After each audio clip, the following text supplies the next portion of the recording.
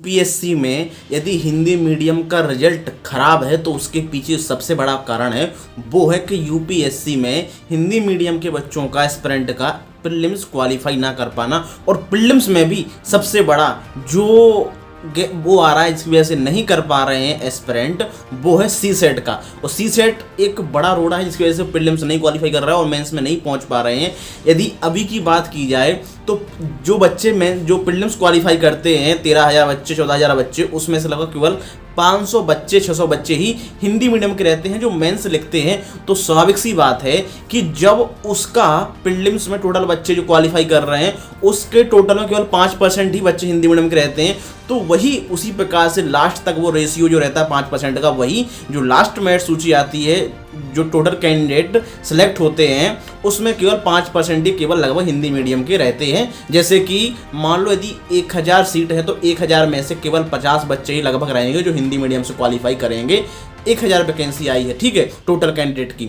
तो उसी प्रकार से आप समझो कि यदि प्रीलिम्स में यदि 12-13,000 बच्चे क्वालिफाई कर रहे हैं, 14,000 बच्चे क्वालिफाई कर रहे हैं, तो उसमें 600-700 बच्चे ही मुश्किल से रहते हैं जो हिंदी मीडियम से रहते हैं, ठीक है। तो ये सबसे बड़ा कारण है। यदि हिंदी मीडियम का रिजल्ट हमें बढ़ाना है, ज़्यादा से ज़्यादा बच्चों को हिंदी मीडियम से निकालना है, तो उसके सबसे जरूरी है कि प्रीलिम्स क्वालिफाई करना है। यदि प्रीलिम्स से अधिक से संख्या में क्वालिफाई करते हैं तो स्वाभाविक सी बात है कि आपका जो मेंस में रिप्रेजेंटेशन है वो भी बढ़ेगा, इंटरव्यू में बढ़ेगा। तो उसी हिसाब से यदि आपने मान लो 20% आपका प्रीलिम्स में क्वालिफाई होता है तो मेंस यदि आप 20% हिंदी मीडियम बच्चे लिखते हैं टोटल में से, तो उसी हिसाब से आप समझो कि जो टोटल कैंडिडेट होंगे जो लास्ट पर सिलेक्ट होंगे वो भी कम से कम 20% ही सिलेक्ट होंगे। जैसे कि 1000 वैकेंसी है तो लगभग 200 बच्चे ही हिंदी मीडियम के भी सिलेक्ट होंगे, और जैसा कि अभी ऐसा नहीं हो रहा है। तो हमें इसके लिए सबसे इंपॉर्टेंट है कि हमें हिंदी मीडियम के रिजल्ट को बढ़ाने के लिए हमें सी सेट पे ज़्यादा ध्यान देना, और सी सेट ही एक बड़ा बैरियर है जिसकी वजह से हिंदी मीडियम बच्चे आगे नहीं बढ़ पा रहे हैं। तो ये, और इसके लिए काफ़ी प्रोटेस्ट भी चलते रहते हैं। आपने देखा होगा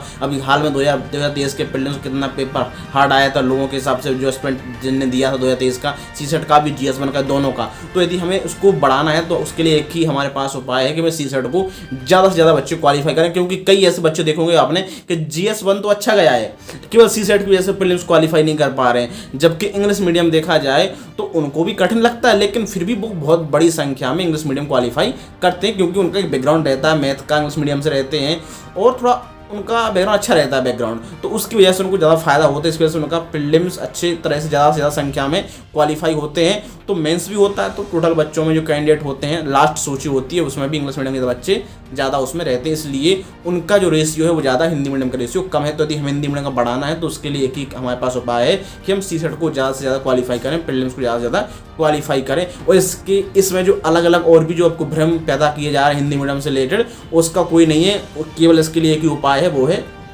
प्रीलिम्स ज़्यादा से ज़्यादा हमें क्वालिफाई करना। तो यही एक रीज़न है जिसकी वजह से हिंदी मीडियम का रिजल्ट कम हो रहा है। यदि हमें बढ़ाना है तो हमें इसकी वजह से बढ़ा सकते हैं।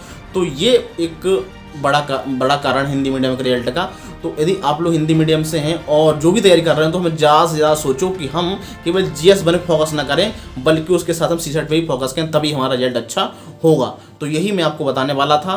बाकी यूपीएससी से रिलेटेड और भी कोई डाउट है, क्योंकि इसके अलावा और भी बहुत सारी चीज़ें चलती रहती है मार्केट में कि हिंदी मीडियम का रिजल्ट ऐसा हो गया, ऐसा हो रहा है, क्योंकि हम रियलिटी पर जा नहीं रहे हैं। जो बेसिक है, जो प्राइमरी, जो जहाँ पे पेपर हो रहा है प्रीलिम्स का, जो पहला पायदान है, वहीं पे हम लोग नहीं निकल पा रहे हैं ज़्यादा से ज़्यादा।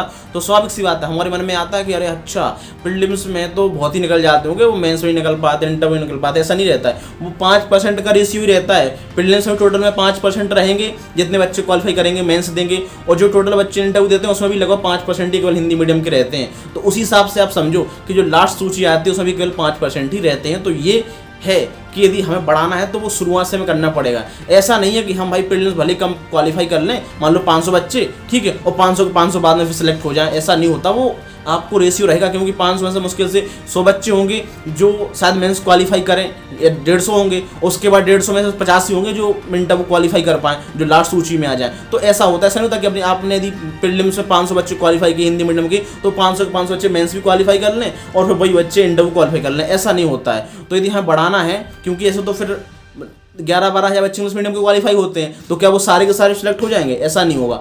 तो यही हमें इसको देखना पड़ेगा, यहाँ बढ़ाना है तो हमें सीसेट पे, प्रीलिम्स पे ज़्यादा ध्यान देना पड़ेगा। उसी की वजह से अपना जो रेशियो है, जो टोटल कैंडिडेट में, वो अपना बढ़ा सकते हैं हिंदी मीडियम का। तो यही एक हमारे पास उपाय है। बाकी वीडियो यदि आपको पसंद आया हो तो वीडियो को लाइक से जरूर करें दोस्तों।